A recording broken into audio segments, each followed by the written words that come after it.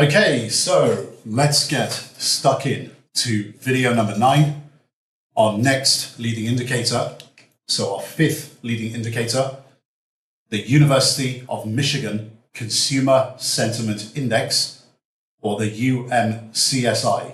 So yes, we are going to be having a look now at consumers and a survey in the consumer sector of the economy.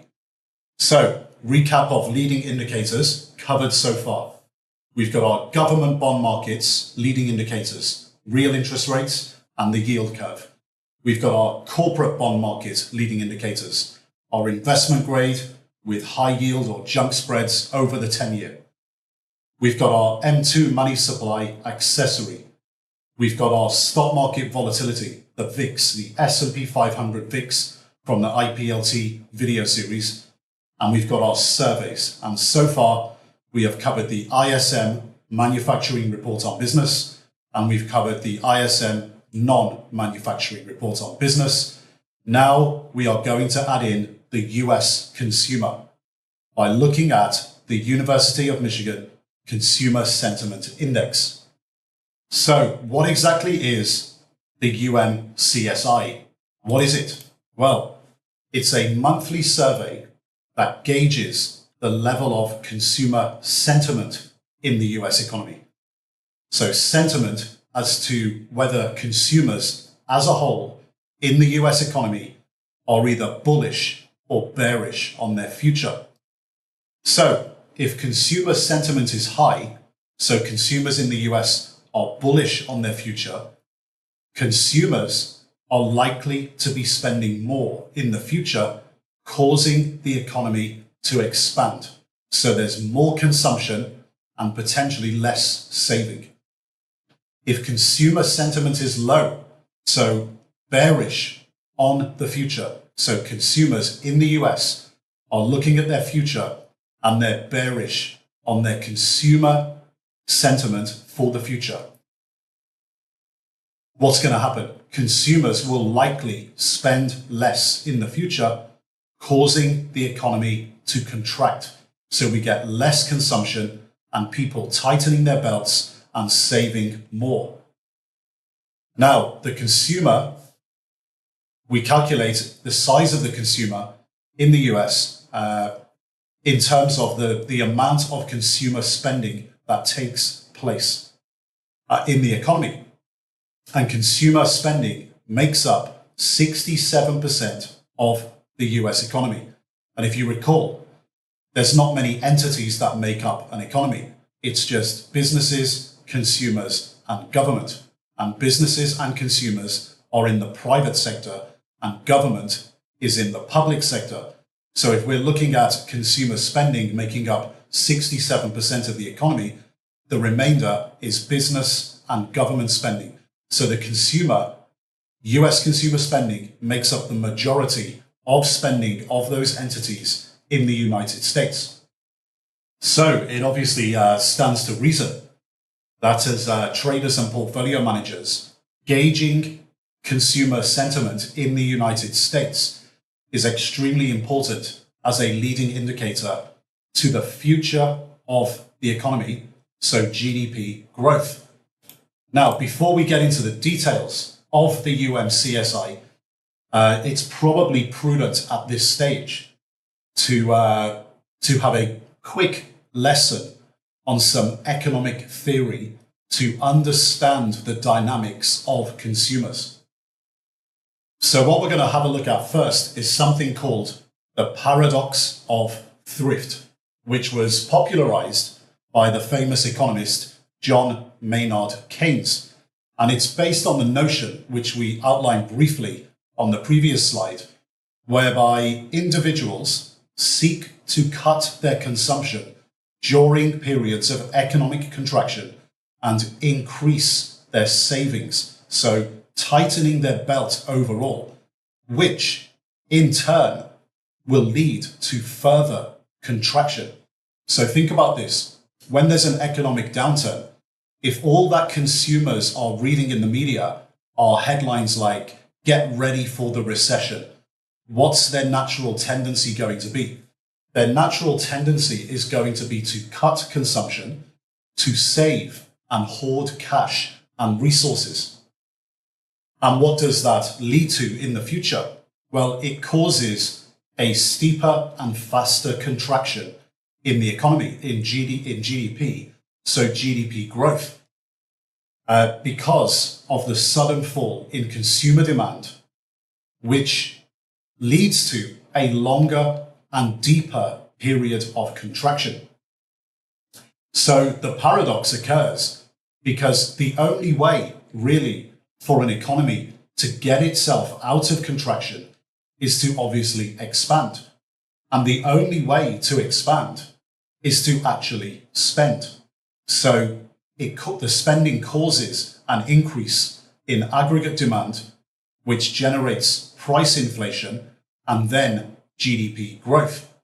However, when individual consumers expect worse economic conditions in the future, their sentiment of the future is negative. And instead of doing what's required, which is to spend in order to expand, what do they do in reality? They do the opposite, and they save and they cut consumer spending. And collectively, if we take all consumers in an economy, if they're all making this decision at an individual level, and then we look at all consumers in the economy, by not spending collectively, consumers are essentially causing their own economic situation or living standards to be even worse in the future. So this is the paradox of thrift. So being thrifty in an economic downturn, because all the consumers, it's in their best interests for the economy to expand. However, their actions are the opposite of what's good for them. Okay. Now, if we think of this in reverse, so we think of the paradox of thrift in reverse, well, it's a little far-fetched to say that it's in the best interests when an economy is expanding that consumers would want. So it's in their best interests. They would want an economy to contract. So think about it. It's if an economy is expanding for a long period of time, why would consumers want the economy to contract? It's not in their best interest. So when we look at the paradox of thrift in reverse, there's an issue here because as far as consumers and long-term investors in the stock market are concerned, let's ask ourselves this question. Is it bad to always be expanding and benefiting from higher living standards? Well, of course not. Basically, for living standards and your own individual economic condition as a consumer, contraction is bad and expansion is good. So the behavior of consumers in times of thrift, so during times of contraction, is not consistent with consumer behavior in times of expansion during, for lack of a better word, during times of extravagance. Okay. So if we apply the same logic to an economy that's expanding a lot for a long period of time, if we wanted to make them consistent, we would be stating that consumers should be spending less and saving more in order to better their own living standards or economic situation. But this would be counterintuitive, because if all consumers did this, it would cause them to all have worse living standards. Why? Because overall economic growth in the economy would go down, and that's bad for everybody, everybody's living standards and economic situation individually. So when consumer sentiment is high and we're in times of extravagance, it can be argued that consumers are actually behaving rationally. So they are spending more and more and continually causing their own living standards or economic situation to get better and better. And when consumer sentiment is low, it can obviously be argued that consumers are behaving irrationally. So they are cautious, they are hoarding, they are saving. And what ends up happening? They cause their own living standards or economic situation to get worse and worse. What they should be doing is spending.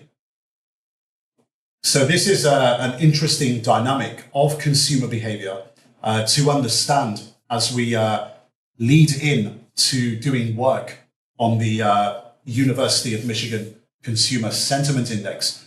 It's just good background information in terms of economic understanding of how consumers behave. We will read into our numbers in a lot better understanding if we understand how consumers behave in periods of thrift or contraction and periods of expansion and extravagance. Now, something else to understand when we're thinking about consumers. It's not a consumer behavior or, if you like, consumer psychology variable or factor to consider. This is a capacity issue.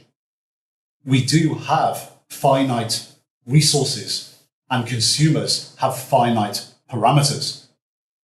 One limiting factor is just the purchase of products, okay?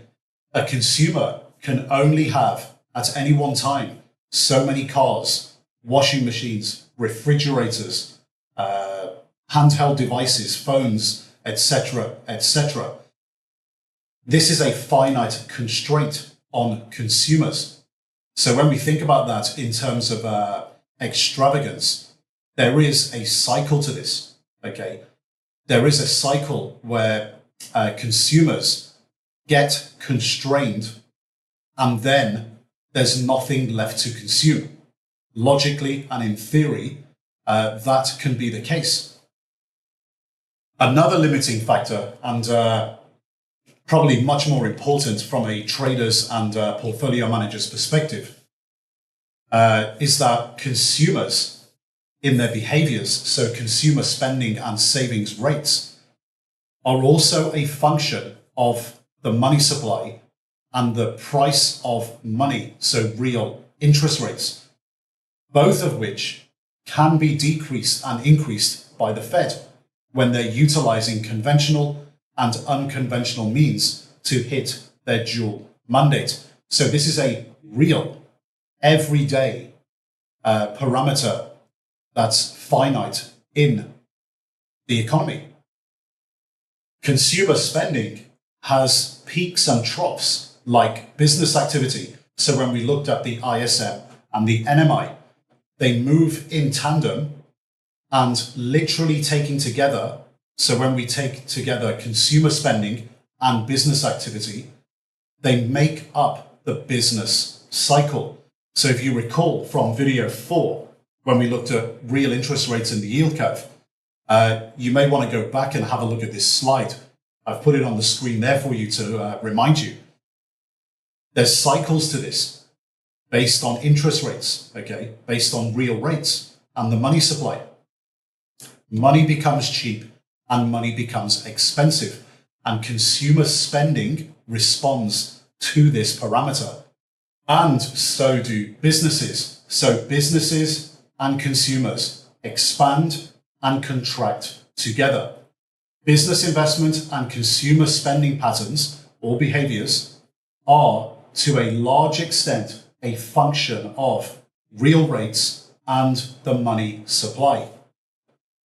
So if you recall, just looking at the screenshot of the slide from video 4 there, when money becomes cheap, governments, companies, and individuals, so consumers, borrow more of it.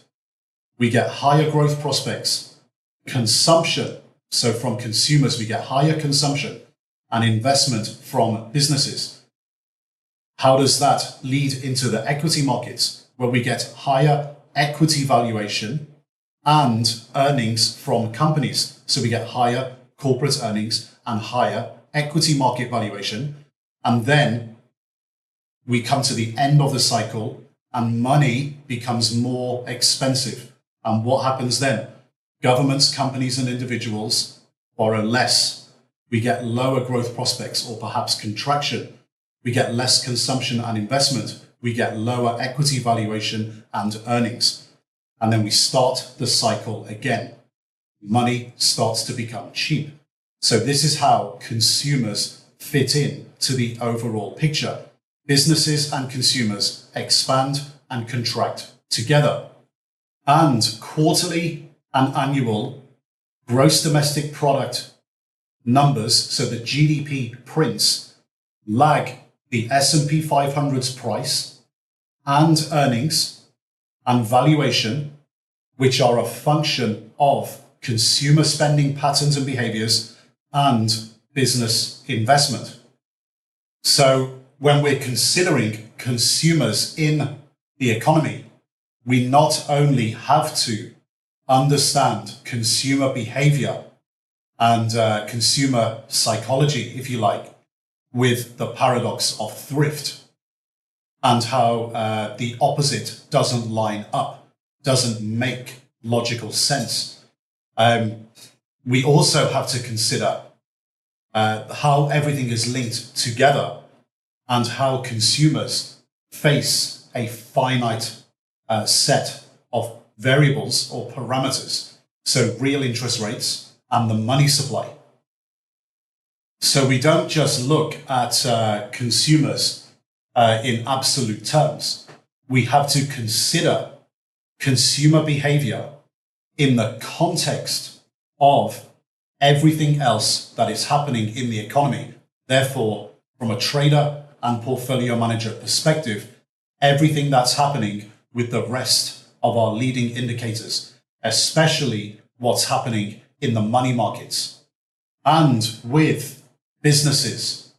So both in the manufacturing and services, so non-manufacturing sectors of the economy.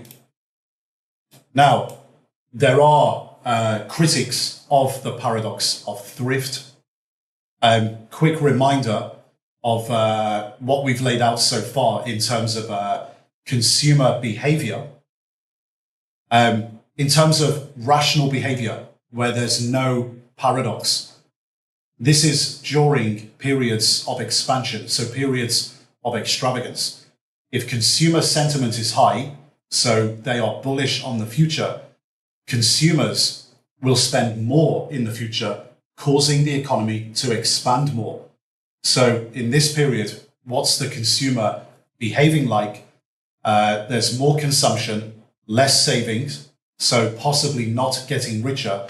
But during these periods of expansion, they are associated with higher innovation in the economy, more products, and higher living standards. So consumers are buying more products to improve their living standards. What about the paradox of thrift? So the irrational behavior. Well, if consumer sentiment is low, so they're bearish on the future, consumers spend less in the future. This causes the economy to contract. So less consumption and more savings. So they're definitely not getting richer during this time. There's less innovation, they're consuming less products, and their living standards are staying the same or perhaps getting worse. Now, we looked on the previous slide at the finite dynamics, the limiting factors that affect consumer behavior. And how does this all link together? Well, through the economic cycle, supposedly, during times of extravagance, interest rates will go higher. Real interest rates will go higher. And consumers are supposed to, in theory, respond in their behavior by increasing their savings rate and decreasing their consumption. But in reality, that doesn't happen. Periods of extravagance tend to last a lot longer than expected. And consumers tend to consume even more. And when consumers do this, there's actually no paradox. This is actually rational behavior because continued economic growth is just good for everybody. It's better for everybody's living standards. And what happens in periods of contraction? Well, we have interest rates falling, so lower real rates. And how do consumers respond to that? Well, they respond irrationally. They respond paradoxically via the mechanism of the economic theory of the paradox of thrift. This occurs by people saving more as interest rates are falling and consuming less as well at the same time. So the paradox is that at this part of the cycle, consumers should be spending their way out of the contraction, but they are not. They are tightening their belts. They are hoarding cash, hoarding resources, and consuming less. So the critics of Keynes's theory of the paradox of thrift, they criticize it on the grounds that an increase in savings from consumers allows banks to lend more money via an increase in bank reserves through the fractional reserve banking system. So the idea is that as long as the money supply is constant, the business cycle should be self-correcting and shouldn't require any intervention in the market, because market interest rates should go down and lead to a natural increase in lending from the banks and therefore spending from consumers at some point. Now, this is all good in theory to say that the economy will be self-correcting.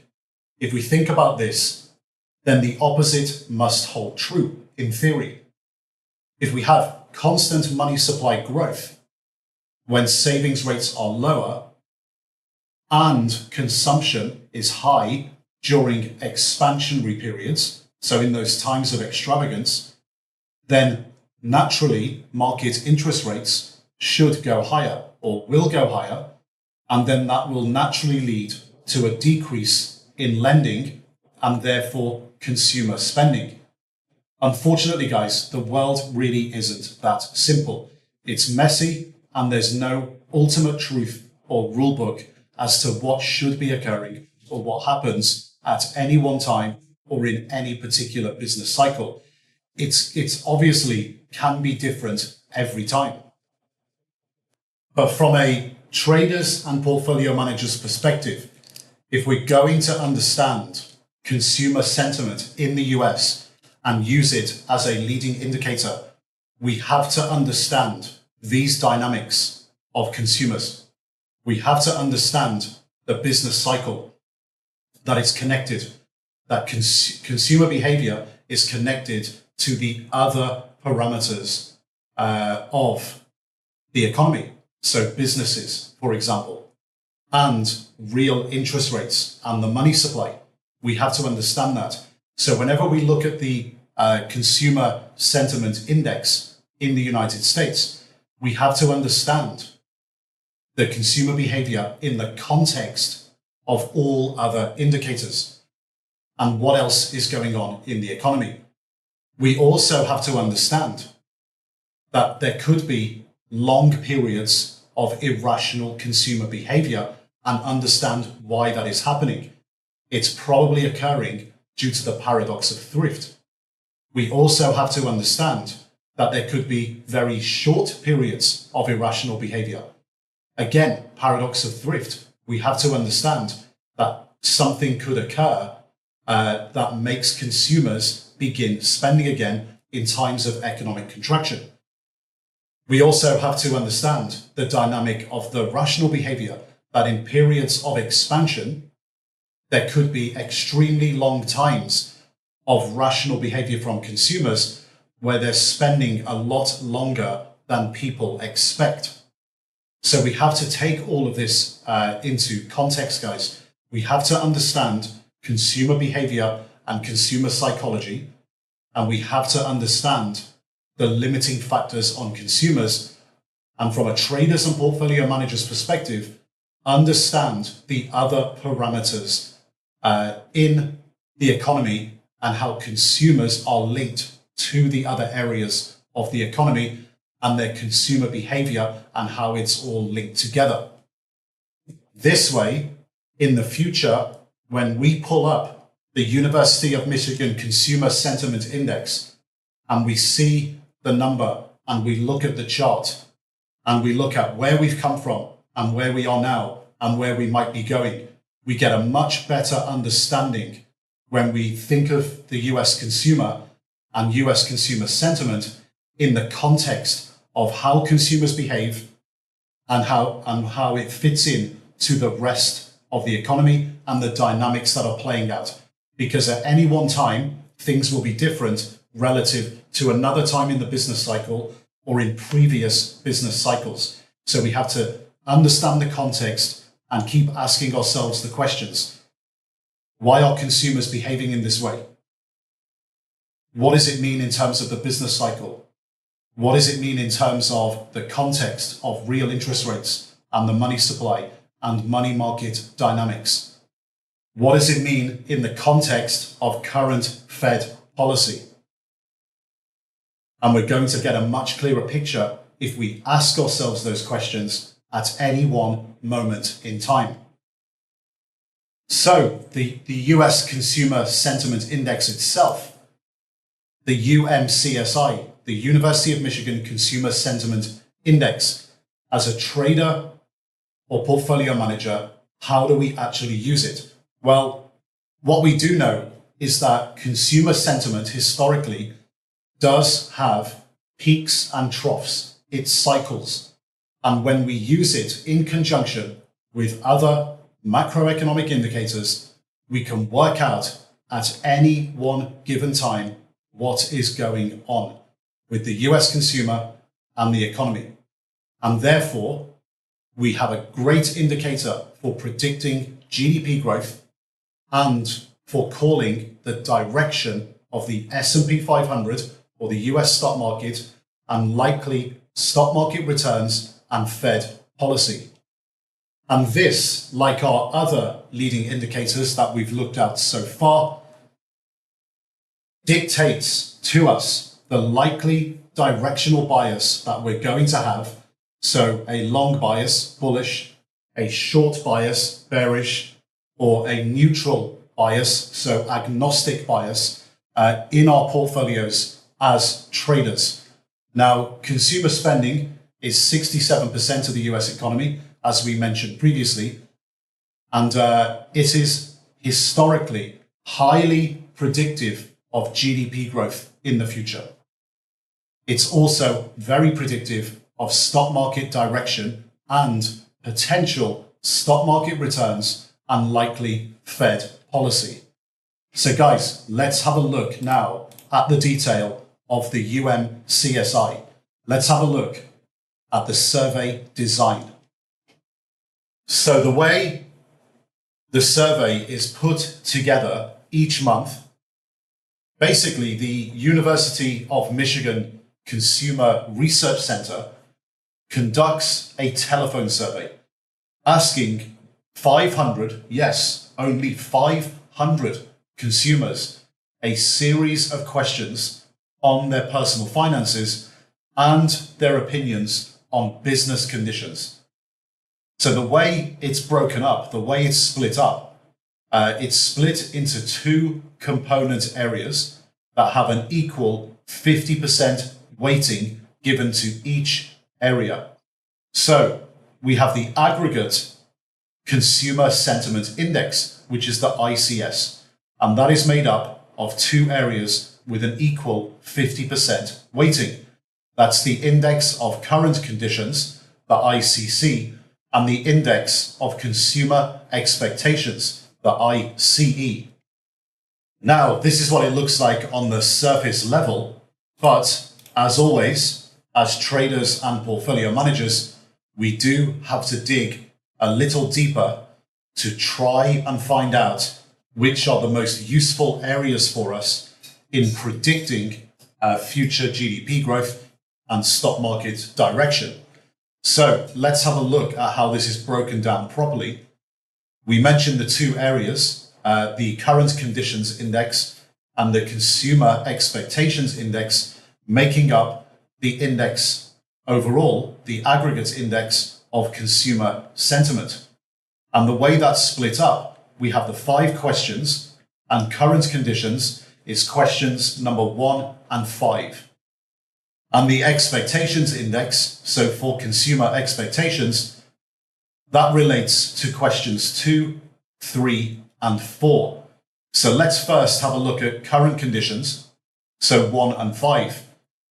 Firstly, the 500 consumers are asked, we are interested in how people are getting along financially these days. Would you say that you and your family are better off or worse off financially than you were a year ago? That's the first question. Question number 5, about the big things people buy for their homes, such as furniture, a refrigerator, stove, television, and things like that. Generally speaking, do you think now is a good or bad time for people to buy major household items? So these are the 2 questions that make up the current conditions index. They're basically asking the consumers, are you better off or worse off financially than a year ago? And are you going to be spending money on major household items? So they are basically being surveyed or tested, if you like, on their view of their current financial situation, which obviously measures current sentiment. Now let's have a look at expectations. So looking into the future. So we're looking at questions 2, 3, and 4. So question 2, looking ahead. Do you think that a year from now, you and your family will be better off financially or worse off or just about the same as now? Question 3, turning to business conditions in the country as a whole. Do you think that during the next 12 months, we'll have good times financially or bad times or what? Question 4, looking ahead. Which would you say is more likely? That in the country as a whole, we'll have continuous good times during the next 5 years or so, or that we will have periods of widespread unemployment or depression or what? So it's pretty obvious here what consumers are being surveyed on, what they're being tested on, is their expectations of the future.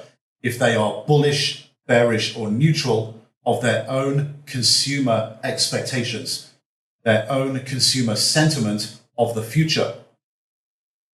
Now, in terms of the data, you can go to the downloads area and you can look at the UMCSI file where we have the entire history data set of the University of Michigan Consumer Sentiment Index and the components, the current conditions and the expectations data.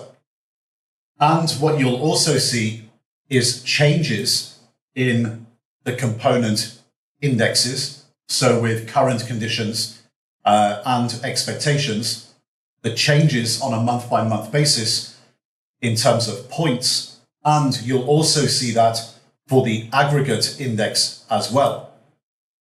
You will find as well in the spreadsheets that we've taken the data and created a whole bunch of visuals, so charts from the data. If we look here, the main one is the headline aggregate UMCSI with all data going back to 1978. So the visual is there in the downloads area. And next one, you'll see that we have the all-time aggregate index of the UMCSI with the changes month on month on the chart as well. We also do this for both the current conditions and expectations index. So you'll see that the same visuals and same analysis for the all time series and for the changes month on month are there for both the current conditions and the expectations index as well. Now, as we've done in previous videos, where we've looked at certain times in the past to look at how certain leading indicators were behaving at certain periods of time, we can do that obviously as well for the UMCSI. So if we look at the period August 18 to August 19, that was the period that we've looked at in previous videos. We can see at the headline level of the UMCSI that we didn't really get a big drop in consumer sentiment at the aggregate level during that time. So if we look at the data from August 18 to August 19, you can see the move, 96.2 down to 89.8. But in July 19, the aggregate index was 98.4. So there's only really two moves during that period at the aggregate level where the index fell by a decent amount of points. That's January 19 and August 19. But we can look at the component parts and see what that's driven by. If we look at the current conditions index, the current conditions index stays above 100 the entire time and is extremely strong, okay?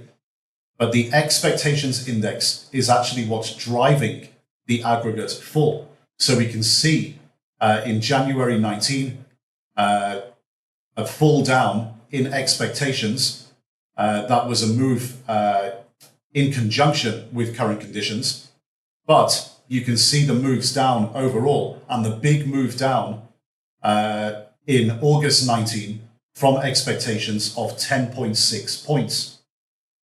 So in August 19, the expectations index is 79.9, and the current conditions index is 105.3, leaving the aggregate index at 89.8. So what's interesting during this period is that the aggregate level, so at the aggregate index, the way we would read this is that there wasn't a consumer recession, for want of a better word, during this period, August 18 to August 19. However, there was a very big concern over consumer expectations. There was no current concern, i.e., what consumers were currently experiencing in the economy in terms of their sentiment, but their expectations of the future were dwindling. And when we put this in a bigger context, when we think about previous videos in the video series, and when we looked at this period, if you recall, we determined that during this period, it was essentially down to a manufacturing slowdown, not a services slowdown. And if we put this into context now, we can see that there was no consumer slowdown at the aggregate level, and the current conditions of consumer sentiment. It was their expectation of the future. The consumer was getting tired in the US in 2019. And they were signaling that they were going to spend less via their own consumer sentiment and expectations in the future. So this is pretty interesting because we know that the Fed cut rates in July, September, and October. So this is how you can see it all starts to link together. And if we look further down in the data, when we look at the second half of 2019, we can see the aggregate level by the end of the year pretty much gets back up to 100. In December 19, we're looking at a reading of 99.3. And you can see a decent recovery in expectations and definitely a strong recovery in current conditions. If we look further into the COVID era, so if we look into the first half of 2020, we can see a total collapse of expectations in the spring of 2020, where we go from above 90 at the beginning of 2020, and we look at the data a few months later, we can see when the COVID lows go in, which is March 2020, we can see expectations of 79.7, and we can see in May 2020, expectations hitting a low of 65.9, and the expectations index really struggled to get moving for the rest of 2020. Also, the current conditions index really struggled as well for most of 2020 after getting hit due to the COVID economic shutdown. And, just bear in mind, the Fed actions came in March, April, May, June. And the effect that it had on consumers wasn't actually as big as expected. And it took a long time for consumers to start to come back. What you're actually seeing there when we look at the 2019 period and we look at it compared to the 2020 COVID economic lockdown period, you're looking now at the period of extended extravagance versus the period of the paradox of thrift. We can also have a look at the global financial crisis. During that time, what was going on with consumers? Well, the UMCSI has peaks and troughs like other leading indicators. And we had peak conditions for consumers. You'll see that in the data in the spreadsheet in January 2007, with a reading at the aggregate level of 96.9. And we had a consumer trough in the global financial crisis of 56.3 in February 2009. So you can see that's a full 2 years from Jan 07, where we had a gradual decline from peak throughout 2007 and then through 2008 to February 09, where we had the trough. So that's a full 2 years. That's obviously a pretty long period of time for consumption to be declining. So it gives you a good perspective and understanding of how the consumer behaves sometimes in the US. Coming out of the consumer trough as well, you can see, if we look on the right-hand side, we want to know here, how long did it take for the US consumer to actually recover? Well, we know that the Fed was obviously very, very active during that time. They had quantitative easing programs in place.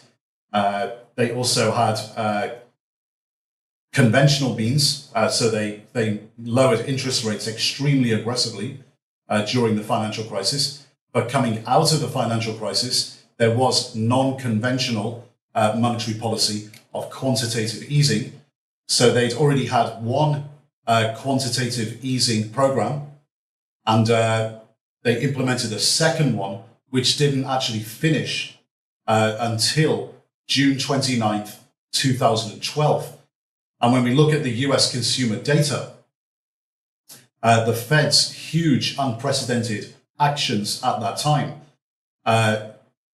it took a long time for those actions to actually have an effect on the US consumer and the US consumer recovering.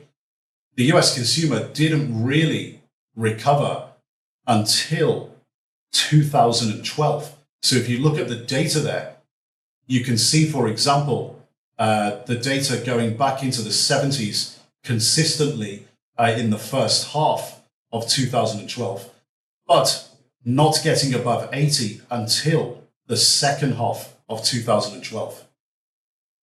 So as you can see, this is a very long period of time where the UMCSI at an aggregate level peaked in January 2007.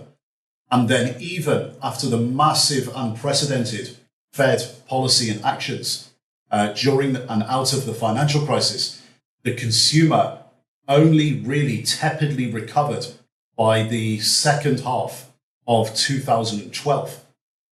So 5 years, and the US consumer didn't even get back to the level where it was in January 07, even by the second half of 2012, which when you think about it is obviously a very long time. And what you're experiencing here again is the, if you like, irrational behavior of consumers with the paradox of thrift. If everybody went out and started spending their way out of this crisis, it might have been over a lot quicker. And the Fed may have needed to take less action throughout the following decade. But you can see what their behavior was coming out of the global financial crisis. They were obviously tightening their belts and very, very cautious about their spending, and nowhere near as extravagant with their spending coming out of the global financial crisis as they were going into it. So you can see by looking at the data, these periods of thrift can last a very long time. And also, if you look at periods of extravagance, periods of expansion, those periods can last a lot longer than expected as well. But how do we actually use the UMCSI as traders and portfolio managers? Well, unlike our business indicators, the ISM Manufacturing Index and the non-manufacturing index, the UMCSI doesn't have a defined level that signifies future expansion and contraction in the US economy. You'll notice on our charts what we've done is we put a simple trend line average of the aggregate UMCSI, and we correlated this with long-term US GDP growth. So the way we use it as traders and portfolio managers is we look at the UMCSI as a kind of zonal guide for general levels of economic growth and as a directional guide in conjunction with the expectations index. So we look at the level of the UMCSI as a guide to basically help us predict the direction and a certain level of GDP growth around certain levels or certain gates. So if at any one time we're looking at the UMCSI and we see multiple readings above 80, well, we know that we have bullish consumers above this level. We should be expecting, based on historical data, that annualized GDP growth is going to be 2% or higher. If we have readings between 70 and 80, we kind of have, based on historical sentiment, benign consumers. We should expect, when we have readings between 70 and 80, for annualized GDP growth to be somewhere between 0 and 2%. And if we have readings that are low, so readings between 55 and 70, based on historical data, we have bearish consumers. We should be expecting annualized GDP growth to be in a very wide range of -5% to +1%, but more likely to be 0 to negative. Now, as mentioned previously, the UMCSI, like other leading indicators, does have peaks and troughs. And essentially, peaks are where the consumer in the US is at capacity. And based on historical probability, sentiment at some point is more likely to fall. However, when we're looking at it at a certain period in time, at any one moment in time, we can't say exactly how long these conditions will continue, because every cycle is different and we have to consider the other factors. So we have to consider the other factors that we looked at earlier of consumer behavior and psychology, and also the other leading indicators, especially the money market dynamics. The troughs are basically where consumers in the US have gotten via the paradox of thrift too bearish and miserable. And they now have capacity for spending. So they can go out and begin buying discretionary items instead of just necessities. But again, like the peaks, every cycle is different, and we can't say exactly how long this period of bearish consumer sentiment or thriftiness is going to last. And again, we have to use it in conjunction with everything else that's going on in the other leading indicators at any one moment in time. But let's have a look at the chart of the data where we compare the UMCSI aggregate versus real GDP growth. So we have the UMCSI on the right-hand side, and we have real GDP growth on the left-hand side. The blue line on the chart is the UMCSI reading. The green lines are the bars for the level of GDP growth that's reported quarterly. And the red line is a long-term average growth rate of US annualized GDP. So you can see when we look at moments in history where we've had multiple readings above the 80 level, this is generally correlated with GDP growth of 2% or above. Then when we have multiple readings between 70 and 80, we're looking at benign consumers. And this generally correlates anything between 0 and 2%. And then if we have multiple readings of between 55 and 70, we tend to get growth between -5 and 1%. So this is looking back across the whole data set and looking at a zonal approach to the UMCSI versus predicting direction and size of GDP growth. Now, something we've also done in the downloads area is look at the UMCSI versus S&P 500 direction and year-on-year percentage returns. And what you can see by looking at the data set and looking at this visually, what you can see is that when we have multiple readings throughout the data set above 80, this is generally very obviously associated with positive direction in the stock market and very good percentage returns annually in the S&P 500. In our next zone, when we look at the 70 to 80 level, we still get, when you look through the data set, when we have benign consumers, positive stock market returns.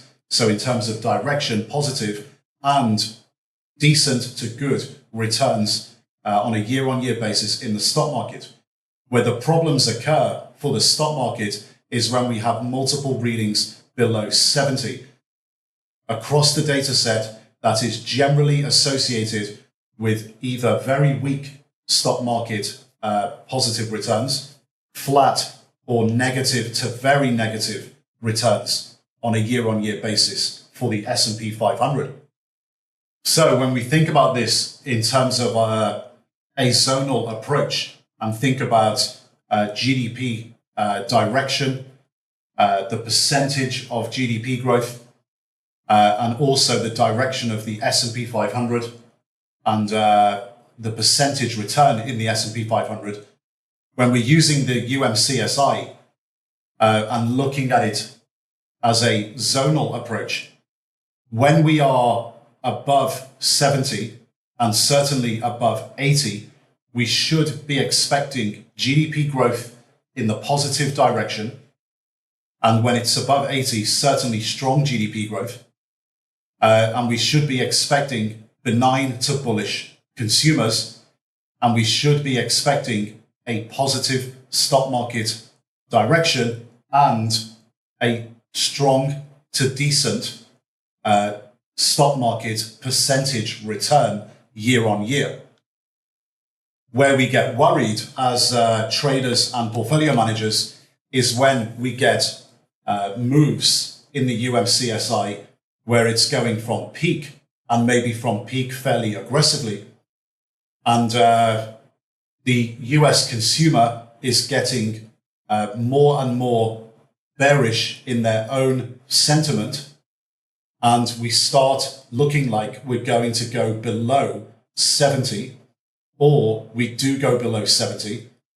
And we get a slowdown, a sharp slowdown in GDP growth and negative stock market returns for the year that follow. However, again, as we've mentioned multiple times in the video series, the Fed is watching this stuff too, and they could respond. So we have to be careful with our approach, and we have to look at this in the context of all other leading indicators and Fed policy. So what's going on at the moment in time that we're looking at all of these variables in the economy. Now, so far, we've only looked at the aggregate index. I did mention earlier, we've done the same analysis in the spreadsheets for the expectations and current conditions index, which are the components that are driving the aggregate. And as traders and portfolio managers, we have to look under the hood and look at the most useful stuff for us in really understanding what's going on with a particular leading indicator at any one moment in time. So we can also pinpoint a long-term average level on both the index of consumer expectations and the index of current conditions.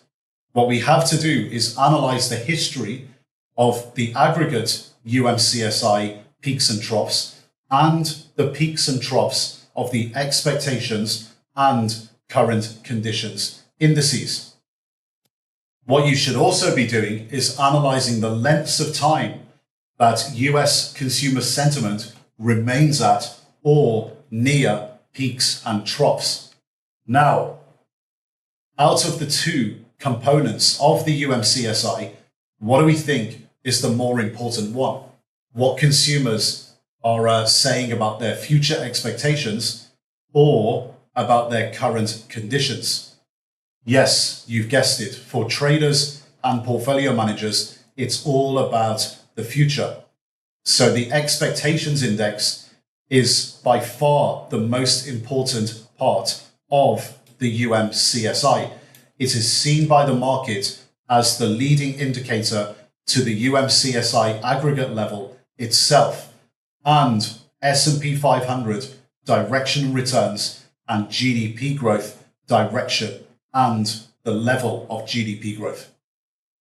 The most important thing for us as traders and portfolio managers when we're analyzing the UMCSI, when it comes out, the report comes out every month, is the expectations index and the monthly change in the expectations index. As we looked at earlier, you can see why when we looked at the previous examples of the August 18 to August 19 period, and we looked at the period going into the global financial crisis and out of the global financial crisis.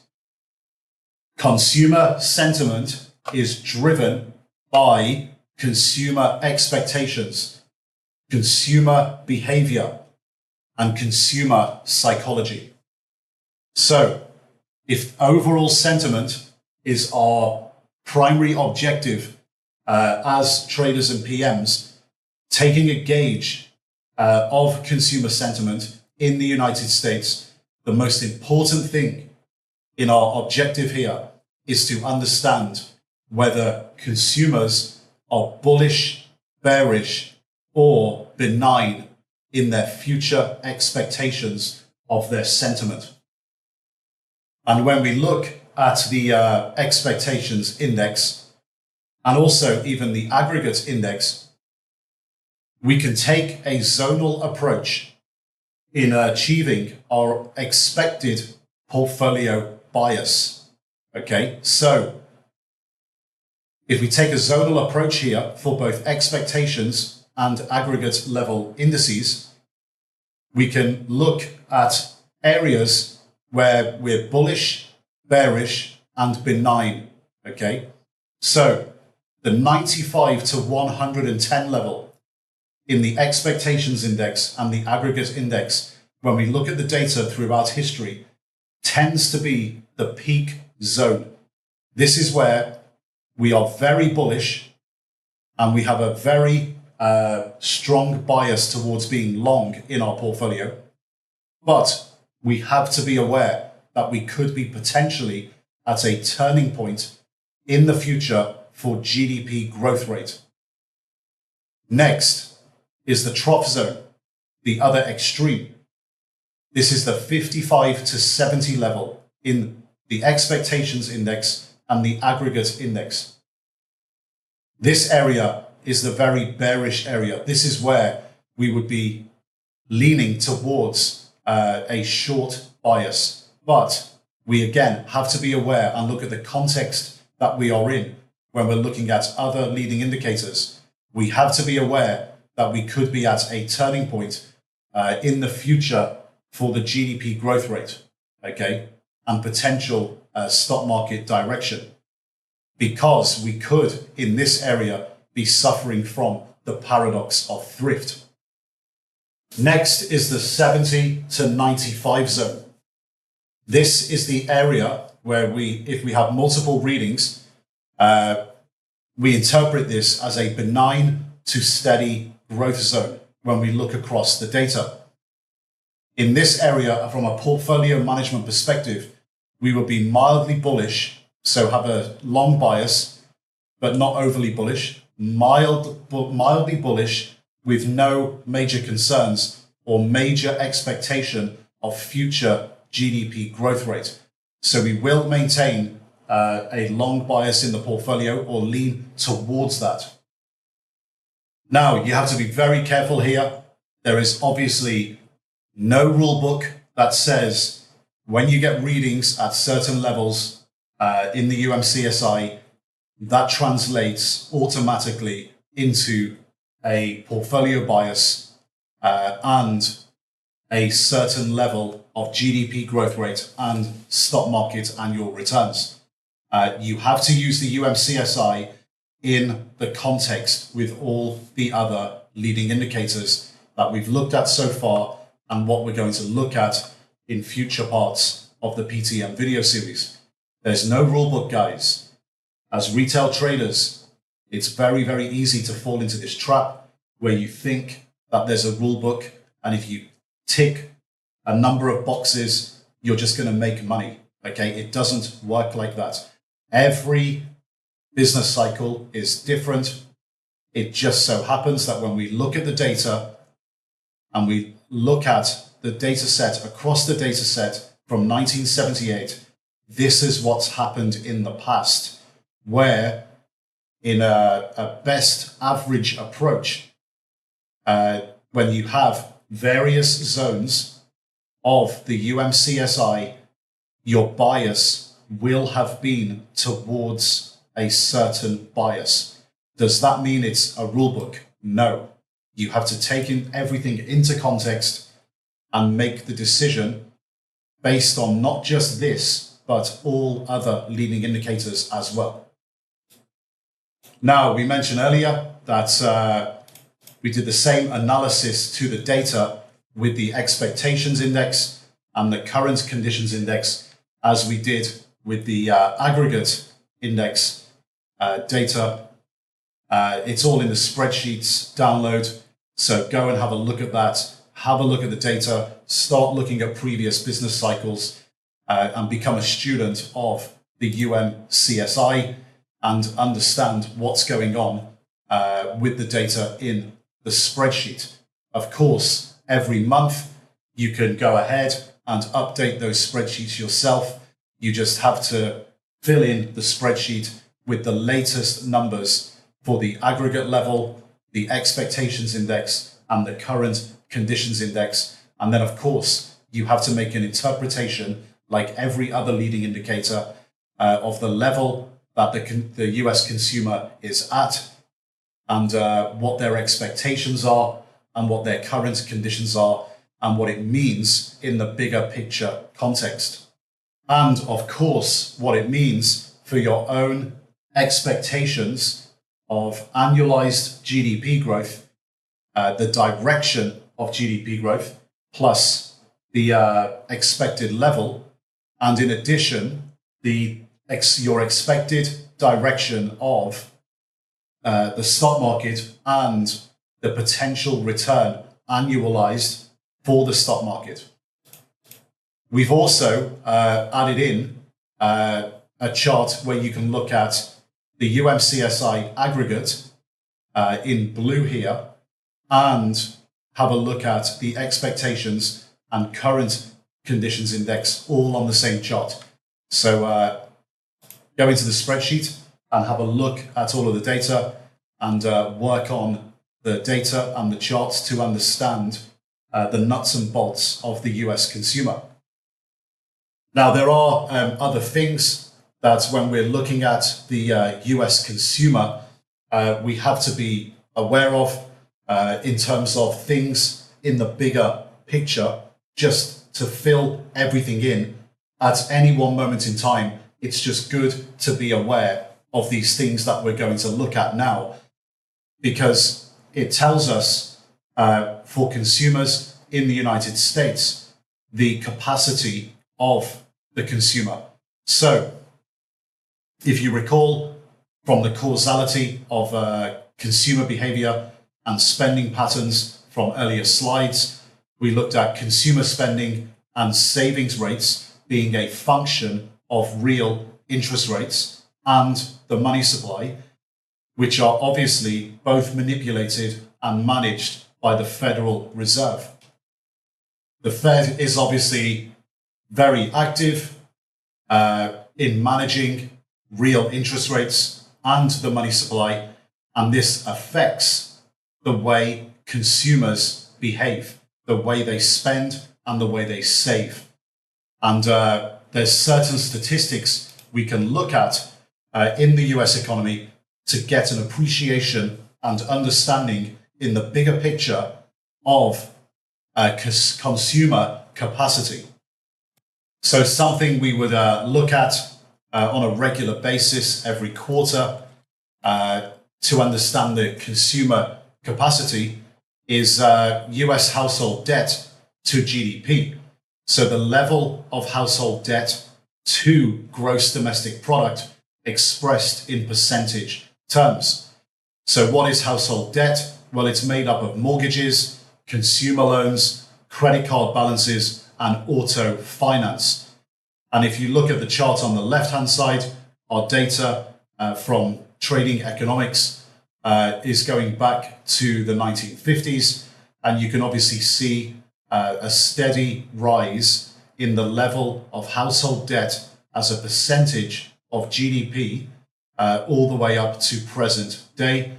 And obviously it peaked around the mid-2000s before the financial crisis. And where we are now at the time of recording is essentially, if you look at the right-hand side for a zoomed-in picture, 76% of GDP. So household debt is 76% of GDP in the United States at the time of recording.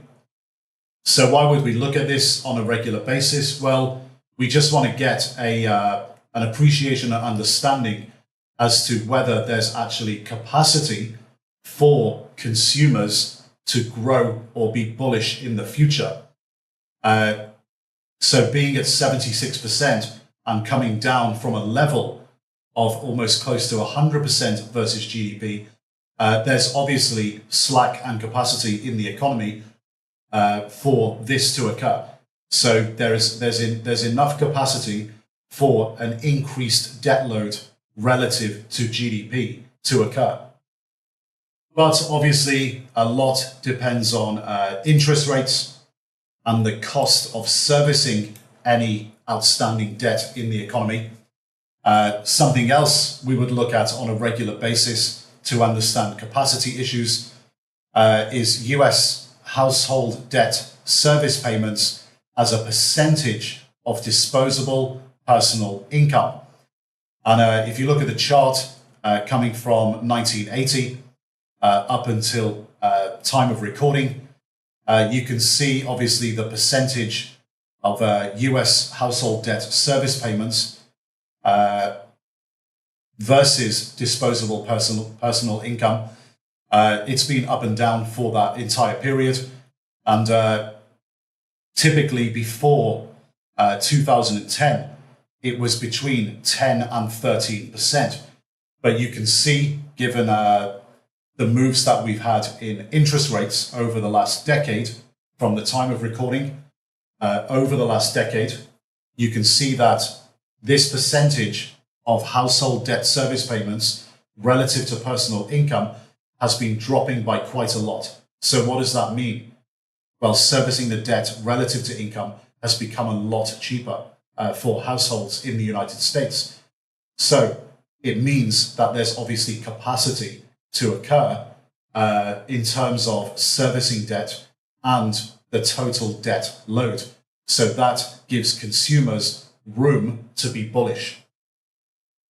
Something else we would look at on a quarterly basis is household and non-profit organization 1 to 4 family residential mortgage liability. And we look at the total debt load here on those mortgages. And if you look at the left-hand side, in billions of dollars, you can see it's above the 10,000 billion mark, which is 10 trillion. Does that mean there's no capacity left? Of course not. This is just a dollar figure. So of course, more capacity can occur. But you can see the general trend since the 70s has been on a big rise.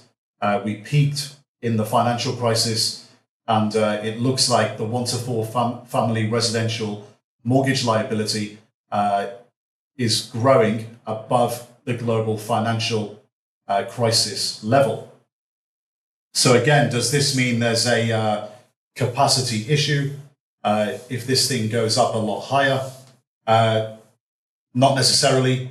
As mentioned before on the previous slide, it's the level of interest that is important here as well. So it's the size of the debt load and the cost that households incur relative to their personal income in servicing that debt load.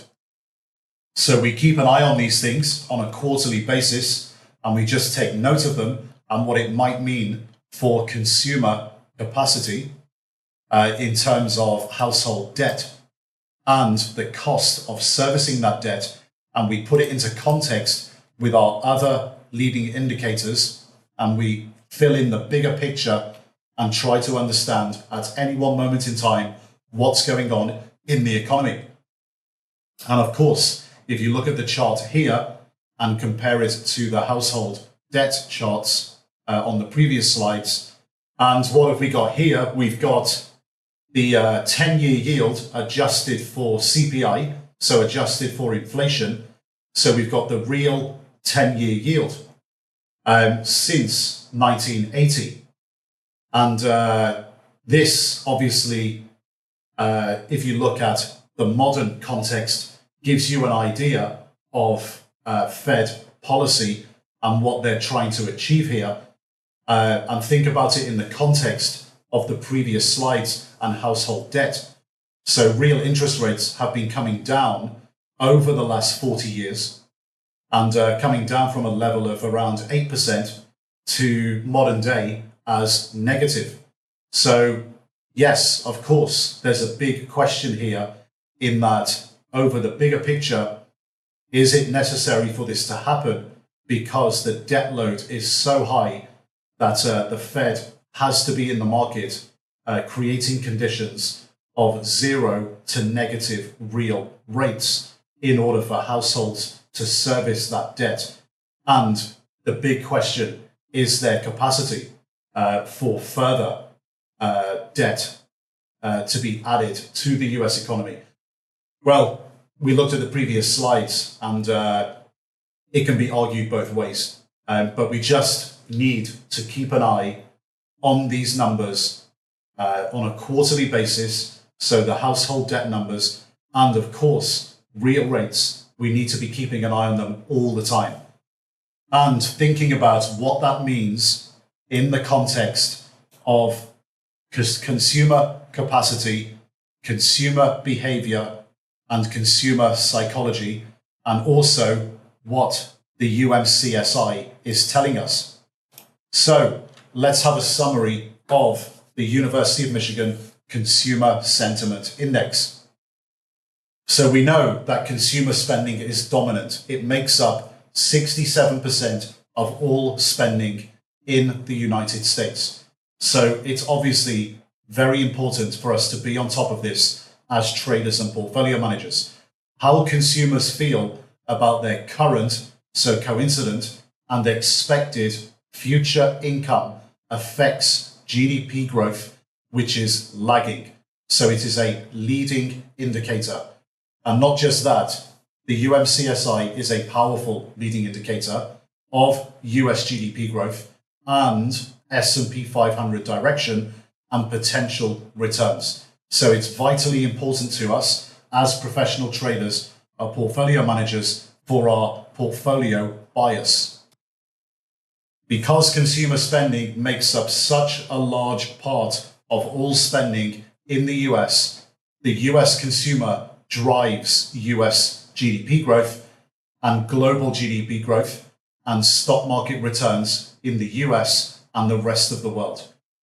How do we use it as professional traders? Well, we use it as a guide in conjunction with money market indicators and our other leading indicators to predict trends and turning points in the business cycle, and therefore getting our portfolio directional bias. So net long or short or even neutral portfolio bias. And remember, there is no defined levels like the business activity indices, like the ISM manufacturing and non-manufacturing indices, where we have the 50 level signifying above 50 expansion and below 50 contraction.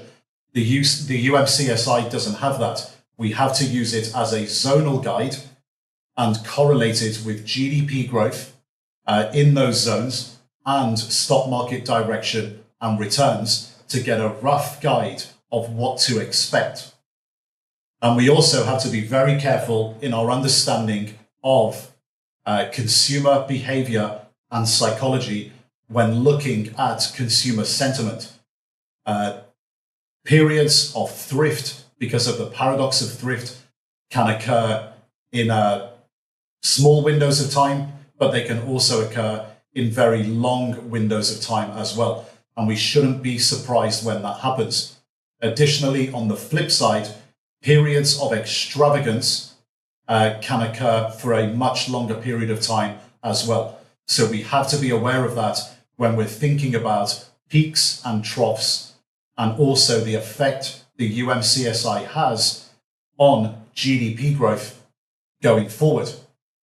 But because as well, the UMCSI in measuring consumer sentiment, and because it's so important in terms of consumer spending driving the economy, of course, the Fed is looking at it as well, okay? So in the back of our minds always, at any one point in time, when we're asking ourselves, what does all this mean? We have to ask ourselves the question as well, is the Fed looking at this, and is the Fed likely to engage in some sort of policy response? So by using the UMCSI in conjunction with our money market leading indicators and our other macroeconomic indicators, we're going to have a very good understanding of the US economy, money flows, and potential Fed policy. So guys, we've now looked at, in terms of surveys, we've looked at businesses, so the ISM manufacturing and the ISM non-manufacturing, and we've also looked at now consumers. In the next video, we're going to be looking at the US construction industry. But first, before we do that, let's go back to the desk for a brief chat. Okay, so that was the US consumer and the main consumer survey in the United States, the University of Michigan Consumer Sentiment Index, the UMCSI. You can now see that we're starting to get to a stage in the video series where we're building a very comprehensive macroeconomic dashboard. So we've got our money market indicators and we're building up our surveys. And as you saw in that video with the US consumer, we have to understand how consumers themselves actually think and operate. So this actually in the video was a quick lesson in economic theory that you would have gotten if you were actually completing at university an economics degree. Now, with our historic examples, you can see now as well that when we actually marry up our surveys together and when we look at them in the context of the money markets, you can get a very good picture of how the US economy is doing at any one moment in time. And I would encourage you, all of you, to do this. Look at business cycle history and understand what is going on during those periods of booms and busts, so periods of business cycle history in the US economy. Ultimately, what we're always trying to do here as traders is determine stock market direction and hence our portfolio bias. If you study former business cycles, so business cycle history, and you learn how to interpret numbers during those times and in the context of the economy at that moment in time, what happens? You just get better at interpretation for the future. So you get better at calling your portfolio bias. Okay, so make sure you are on top of the UMCSI every month. Use the downloadable spreadsheets that are downloadable in the downloads area next to the video. Use those spreadsheets for all of your leading indicators and update them regularly. If you do this, you're going to have a very good idea of what's going on and become very good at interpreting the numbers. You'll become competent at calling stock market direction and portfolio direction. Okay, so we're going to move on to our next leading indicator. We're going to move on to building permits. Now, this is a very interesting leading indicator because it just tells us so much about what's happening in many different parts of the economy. And as with every macro indicator that we go through, we're going to go through an explanation of how it works, obviously, but we're also going to refer to business cycle history and examples of business cycle history. And we're going to use examples of stocks and sectors as well. So we'll do this in building permits. Enjoy the video, and I'll see you a bit later on in the video series.